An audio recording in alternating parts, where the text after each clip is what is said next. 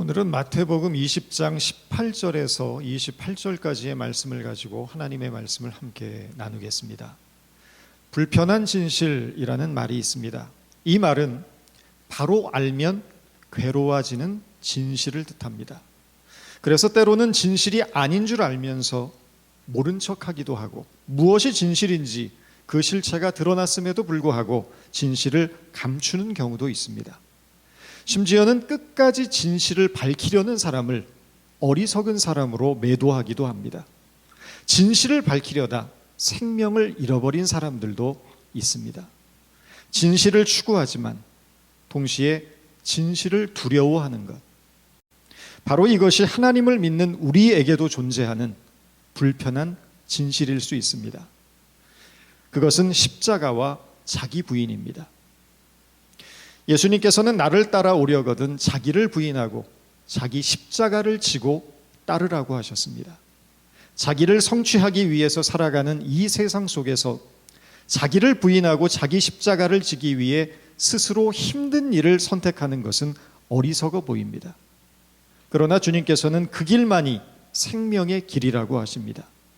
모든 사람들이 가는 큰 길에 편승해야 인생이 편한데, 그 길에서 돌이켜서 좁은 길, 사람들이 찾지 않는 길로 가야 한다는 것입니다. 세상 사람들이 보편적으로 가지고 살아가는 사고관, 인생관, 세계관을 뒤집어 엎고 새로운 사고의 패러다임을 가지라는 것입니다. 세상은 돈 벌고 인기와 명예를 얻고 풍요와 향락을 누리며 살기 원하지만, 그러한 사고의 틀을 가지고서는 하나님의 나라가 이 땅에 이루어질 수 없다는 것입니다. 오늘 우리가 나누고자 하는 말씀은 낮아져야 사는 길입니다. 모든 사람들이 위로 오르겠다고 발버둥을 치고 있는데 오히려 내려가야 한다는 것입니다. 이 시대의 흐름을 역행하는 것입니다. 세상의 비웃음과 조롱을 자초하는 일입니다. 그러나 하나님께서는 당신의 백성들을 낮은 곳으로 부르고 계십니다. 이 세상이 가는 방향과 정반대의 길로 우리를 부르고 계신 것입니다. 지금 이 시대는 그 어느 역사적인 시점보다 기독교가 놀랍도록 번창한 시대입니다. 수많은 교회와 목회자가 있습니다. 그러나 불행하게도 교회는 병들었고, 기독교는 세상 사람들의 신뢰와 존경의 대상이 아닌 비난과 불신의 대상이 되었습니다. 며칠 전 미국의 여론조사기관 갤럽이 발표한 통계에 따르면 미국인들의 목회자에 대한 신뢰도가 불과 39%에 불과했습니다. 미국은 더 이상 기독교 국가라고 부르기에 참으로 부끄러운 것입니다. 한국의 경우는 더 심각합니다. 24%입니다. 10명 중 7명이 교회와 목회자를 신뢰하지 않는다는 것입니다. 왜 이런 일이 벌어졌습니까? 복음이 사라졌기 때문입니다. 복음이 사라진 그곳에는 물질주의, 성공주의, 기복주의, 이기주의가 독버섯처럼 뿌리를 내리고 가려운 곳을 긁어주고 귀를 즐겁게 해주는 마치 마약과 흡사한 번영신학이 그 자리를 차지하고 있기 때문입니다. 예수를 믿으면 성공의 신화가 이루어지는 것처럼, 무슨 일이든 기도하면 잘 되는 것처럼 가르칩니다. 예수 믿으면 건강해지고 경제적으로 넉넉해지고 문제가 해결될 것이라고 말합니다. 그러나 이것은 복음이 아닙니다. 복음은 세상의 복을 얻기 위하여 예수를 믿는 것이 아니라 예수를 얻기 위하여 세상의 모든 것을 포기하는 것이라고 말씀하십니다. 복음은 우리가 가진 복들은 세상적 가치의 복이 아니며 영혼에 속한 것이라고 말합니다. 우리에게 정작 필요한 것들은 이 세상의 것들로 채워지지 않으며 오직 진리와 생명이 되시는 하나님으로부터 임하는 하늘의 신령한 것들로만 채워질 수 있음을 복음은 가르치고 있습니다. 여러분은 예수를 믿으면서 기대하는 것, 예수를 믿어 얻은 약속이 무엇입니까? 처음에는 세상적인 기대를 가지고 예수님의 능력에 힘입어 이 세상의 목표를 이루기 위해 나왔는지 모르지만, 그러나 이제는 바뀌어야 합니다. 예수 그리스도께서 걸어가신 섬김의 길을 따르는 사람이 되어야 합니다. 세상의 것을 목적으로 하지 않고 거룩하고 복되고 의로운 길을 걸어가기로 결단하는 자가 되어야 합니다. 이것이 성도의 새로운 목표가 되고 자랑이 되고 책임이 되어야 한다는 것입니다. 오늘 본문은 야고보와 요한의 어머니가 장차 주의 나라가 세워지면 자신의 두 아들을 예수님의 우편과 좌편, 즉 권력의 최고의 정점에 서 있는 1인자와 2인자의 자리에 세워달라고 인사청탁하는 이야기가 소개가 됩니다. 본문의 배경을 보면 이미 예수님께서는 3번에 걸쳐서 자신이 십자가에서 죽게 될 것임을 예고하신 후였습니다. 16장 21절 첫 번째 예고입니다. 이때로부터 예수 그리스도께서 자기가 예루살렘에 올라가 장로들과 대제사장들과 서기관들에게 많은 고난을 받고 죽임을 당하고 제3일에 살아나야 할 것을 제자들에게 비로소 나타내시니 17장 22절입니다. 두 번째 예고입니다. 갈릴리에 모일 때에 예수께서 제자들에게 이르시되 인자가 장차 사람들의 손에 넘겨져 죽임을 당하고 제3일에 살아나리라 하시니 20장 19절 세 번째 예고입니다. 인자가 대제사장들과 서기관들에게 넘겨짐에 그들이 죽이기로 결의하고 이방인들에게 넘겨주어 그를 조롱하며 채찍질하며 십자가에 못 박히게 할 것이나 제3일에 살아나리라. 자신의 죽음이 임박했음을 예감하시고 제자들에게 절박한 심정으로 자기를 부인하고 자기 십자가를 져야 한다는 것을 가르쳐 주셨지만 여전히 제자들은 세속적인 성공에 대한 야심과 욕망을 노골적으로 드러내고 있습니다. 18장 1절입니다. 제자들이 예수께 나와 이르되 천국에서는 누가 크니이까?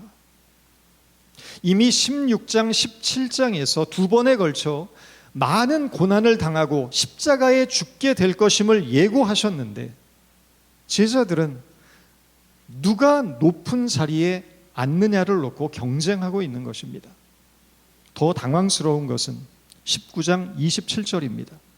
이에 베드로가 대답하여 이르되 보소서 우리가 모든 것을 버리고 주를 따라 싸웠는데 그런즉 우리는 무엇을 얻으리이까? 베드로는 예수님의 수제자입니다. 예수님께 특별한 사랑을 받았고 중요한 순간마다 예수님과 함께했던 자입니다. 그런 베드로가 모든 것을 버리고 주님을 따른 것에 대한 보상을 요구하고 있는 것입니다. 그리고 오늘 본문을 보십시오. 본문은 그때에라는 말로 시작합니다. 그때에 세베대의 아들의 어머니가 그 아들들을 데리고 예수께 와서 절하며 무엇을 구하니? 그때가 어떤 때입니까?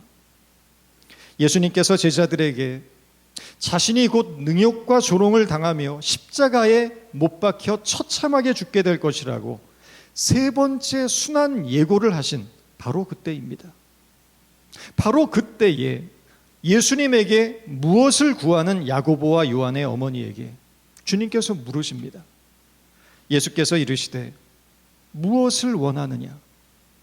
이르되 나의 이 두 아들을 주의 나라에서 하나는 주의 우편에 하나는 주의 좌편에 앉게 명하소서. 세상의 영광과 권력을 원하는 이 한심한 요구에 대해서 예수님이 대답하십니다. 예수께서 대답하여 이르시되 너희는 너희가 구하는 것을 알지 못하는도다. 너희가 구하는 것이 무엇인지 모른다는 것입니다. 이것이 문제입니다. 우리가 구하는 것이 지금 무엇인지 모르고 있다는데 심각성이 있는 것입니다. 여러분은 지금 무엇을 구하고 계십니까? 우리는 일생 동안 무엇을 구하며 무엇을 추구하며 살아왔습니까? 우리가 추구하는 그 무엇이 나를 만들어가는 것입니다. 마가복음에 보면 소경 바디메오의 이야기가 나옵니다. 주님은 바디메오에게 오늘 야고보와 요한의 어머니에게 예수께서 물으신 그 동일한 질문을 소경 바디메오에게 물으십니다. 내가 너에게 무엇을 하여 주기를 원하느냐? 이때 그가 뭐라고 대답했는지 기억하고 계십니까? 주여, 보기를 원하나이다. 바디메오는 평생을 거지로 살아온 사람입니다. 갖고 싶은 것도, 먹고 싶은 것도, 얻고 싶은 것도 많았을 것입니다. 돈도 필요했을 것이고 살 집도 필요했을 것입니다. 그는 누구보다 현실적인 필요가 많았던 자였습니다. 그런데 그가 무엇을 구했습니까? 가장 본질적인 것을 구했습니다. 그는 보는 것을 구했습니다. 그는 주님을 보기 원했고 영원한 나라를 보기 원했고 진리와 생명과 거룩을 보기 원했습니다. 주님께서 저와 여러분에게 무엇을 하여 주기를 원하느냐? 라고 물으신다면 여러분은 뭐라고 대답하겠습니까? 본질적인 것을 구하고 영원한 것을 구하고 주님의 마음에 합한 것을 구할 수 있는 분들이 되시기 바랍니다. 주님은 야고보와 요한에게 물으십니다. 내가 마시려는 잔을 너희도 마실 수 있느냐? 그들이 말하되 할 수 있나이다. 예수님께서 말씀하신 내가 마시려는 잔, 그것은 십자가의 죽음이었습니다. 그 의미를 알지 못했던 야고보와 요한은 마실 수 있다고 대답합니다. 결과적으로 야고보는 제자들 중 최초의 순교자가 되었고 요한은 마지막까지 남아 복음을 전하다 죽음을 맞이했다고 전해집니다. 자신들의 요구가 무엇을 의미하는지도 알지 못한 채 내 꿈을 이룰 수 있는 기회를 달라고 예수님께 요청하고 있었던 것입니다. 동상이몽이라는 말이 있습니다. 같은 침대에서 잠을 자도 꿈은 달리 꾼다는 뜻입니다. 겉으로는 한편인 것 같지만 속으로는 각각 딴 마음을 품고 있는 것입니다. 예수님은 제자들과 3년 동안 한솥밥을 먹었습니다. 예수님이 행하시는 기적을 보았고 그분의 말씀을 들었습니다. 그럼에도 불구하고 제자들은 예수님이 누구신지 알지 못했고 그가 이 세상에 왜 오셨는지 깨닫지 못하고 있었습니다. 여전히 그들은 진리 앞에 까막눈이었던 것입니다. 우리는 어떻습니까? 예수님이 어떤 분인지 여러분은 잘 알고 계십니까? 예수님께서 우리 인생의 통치자요 주권자 되심을 여러분은 믿고 계십니까? 그런데 왜 우리 인생을 향한 하나님의 인도하심 앞에 순종하지 못하는 것입니까? 왜 나의 소원을 위해서는 열심을 다하면서 하나님의 기쁨이 되는 일을 위해서는 정성을 다하지 못하는 것입니까? 사랑을 해보신 분들은 아실 것입니다. 사랑하면 자기의 욕심이 아닌 상대가 원하고 바라고 소망하는 것을 위해 자기를 희생하고 헌신하게 되어 있습니다. 주님을 사랑한다면 예수님의 마음과 그 뜻을 헤아릴 수 있어야 합니다. 아니, 예수님의 마음이 내 마음이 되고 예수님의 뜻이 내 뜻이 되는 차원으로까지 나아가야 합니다.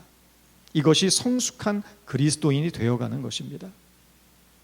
우스운 것은 다른 제자들의 반응입니다. 예수님의 마시는 잔을 나도 마실 수 있다고 당돌하게 한치의 망설임도 없이 자신 있게 대답하는 야고보와 요한을 보면서 다른 10 제자들이 분노하고 있습니다. 24절입니다. 10 제자가 듣고 그 두 형제에 대하여 분이 여기거늘. 코미디도 이런 코미디가 없습니다. 내가 마시려는 잔이 십자가의 죽음을 의미하는 것인지 알지 못한 채 스스로 죽음을 자처한 야고보와 요한의 어리석음도 민망한데 그 모습을 보며 분노하는 10 제자들에게는 답이 보이지 않는 것입니다. 종종 복음서를 보면서 왜 예수님은 이 하나같이 변변치 못한 자들을 그의 제자로 부르셨을까? 의아한 생각을 갖게 됩니다.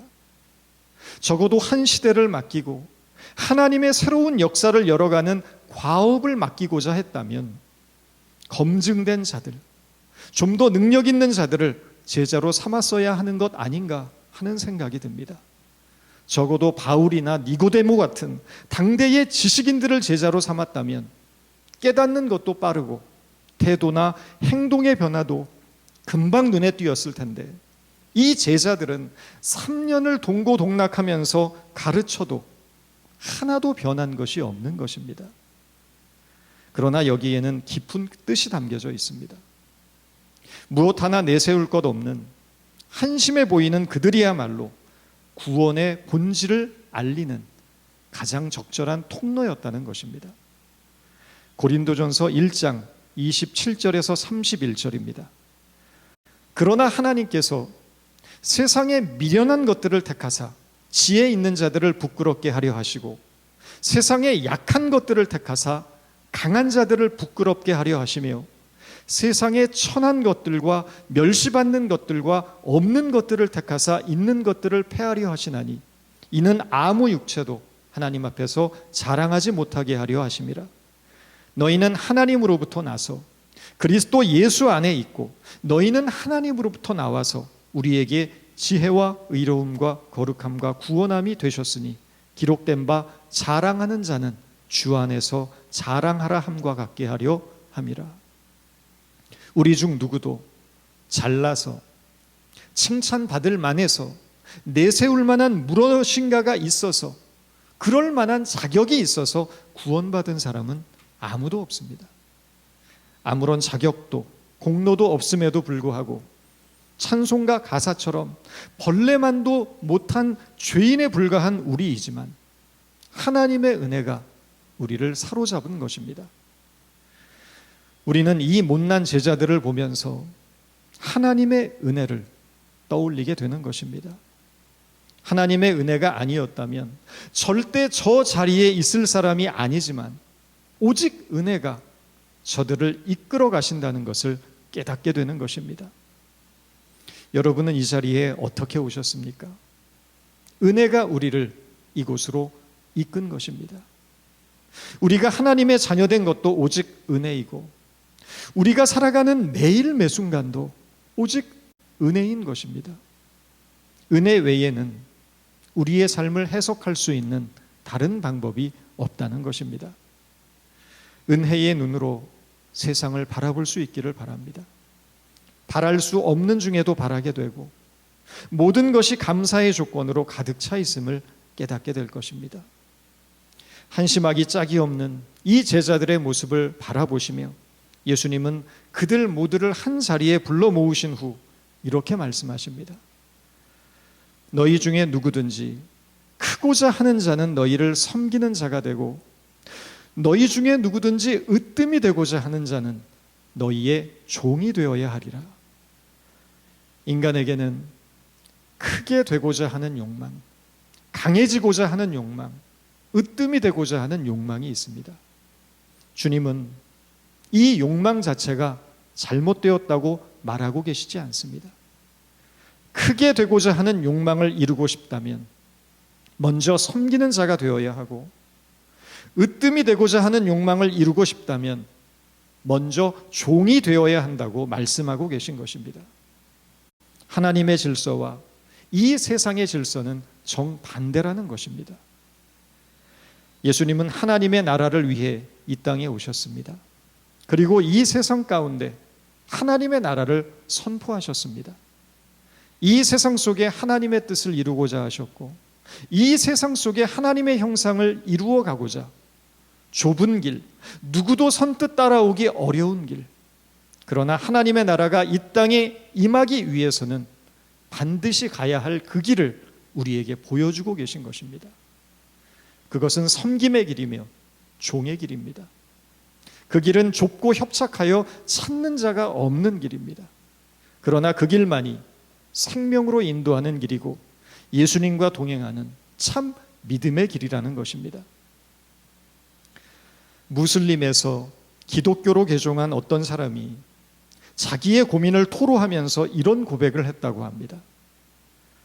내가 무슬림이었을 때는 나의 믿음은 큰 원이었고 나 자신은 원 속에 들어있는 작은 점이었습니다. 그러나 내가 기독교인이 되고 보니까 나는 큰 원이고 내 믿음은 원 속에 있는 작은 점이 되어 버렸습니다. 나는 그런 그리스도인들 틈에 살고 있습니다. 이 말이 무슨 뜻입니까? 자기가 무슬림일 때 자기 믿음은 큰 원이었다는 것입니다. 그리고 자기 자신은 원 속에 들어있는 아주 작은 점에 불과했는데 기독교인이 되고 보니까 나는 점점점 커져서 큰 원이 되어버렸고 내 믿음은 점점 작아져서 보잘것없는 한 점에 불과하게 되었다는 것입니다.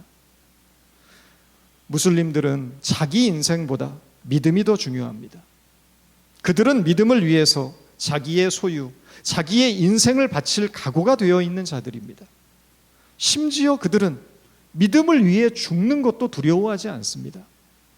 믿음을 위해서라면 어떤 것도 희생할 수 있다는 것입니다. 믿음의 인생을 건 사람들입니다. 그런데 기독교인들은 정반대라는 것입니다. 자기 자신을 위해서라면 어떤 믿음도 배신할 수 있고 언제든 바꿀 수 있고 양보할 수 있고 버릴 수도 있다는 것입니다. 왜 그렇습니까? 예수님보다 내가 중요하기 때문입니다. 이것이 오늘 기독교인들의 적나라한 실상이라는 것입니다. 여러분은 믿음을 위해 무엇을 포기해 보셨습니까? 여러분은 믿음을 위해 어떤 헌신을 해보셨습니까? 바로 이것이 주님의 죽음 앞에서도 자기의 욕망과 야심을 버리지 못하고 그것을 채우고자 허우적대며 조금도 변하지 않았던 제자들의 모습과 우리가 별반 다르지 않은 이유입니다. 주님은 인자가 온 것은 섬김을 받으려 함이 아니라 도리어 섬기려 하고 자기 목숨을 많은 사람의 대속물로 주려 함이라 라고 말씀하십니다. 우리에게 자신의 목숨을 대속물로 주신 이유가 섬김이 무엇인지 가르쳐 주시기 위해서였다는 것입니다. 저와 여러분은 섬김을 위해서 구원을 받은 자들입니다. 종의 마음으로 낮아져서 여러분의 가정을 섬기고 형제를 섬기고 이웃을 섬기고 교회를 섬기고 세상을 섬기는 삶, 오직 사랑으로 종노릇하는 삶을 살아갈 수 있기 바랍니다. 주님께서 자기의 생명을 주시기까지 우리에게 가르쳐 주셨던 그 섬김의 길을 묵묵히 진실하게 성실하게 걸어나가는 저와 여러분 모두가 되기를 바랍니다. 기도하겠습니다. 하나님, 세상은 저마다 높은 곳에 오르려고 발버둥대며 살아가고 있지만 우리는 이 시대의 질서를 역행하여 오직 사랑으로 종노릇하며 주께서 걸어가신 섬김의 길을 가야 함을 깨닫습니다. 오직 이 세상의 복만을 구하며 편안한 인생을 살려는 욕심을 극복하고 아무도 가려하지 않는 이 좁은 길을 주님과 묵묵히 동행하며 걸어가는 저희들이 될 수 있도록 도와주옵소서. 예수님의 이름으로 기도드립니다.